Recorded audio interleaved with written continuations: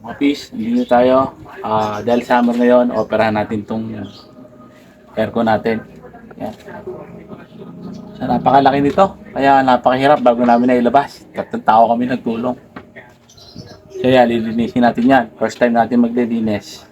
Try natin kung magiging epektibo yung gagawin natin paglilinis. Kita, sobra dumi. Sobra dumi na aircon natin. Yan, sobra dumi. So yun na, nililinisin natin. Mga ano niya. Madudumi na yan.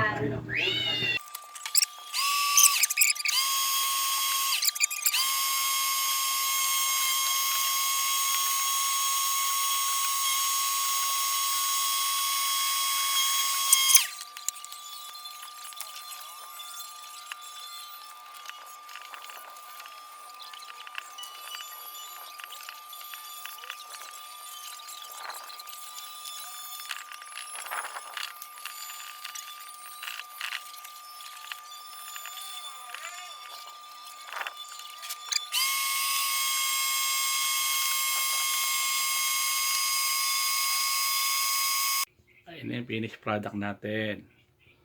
So okay, nalilisan natin yung ating ano. Ayan, napakalinis din yan.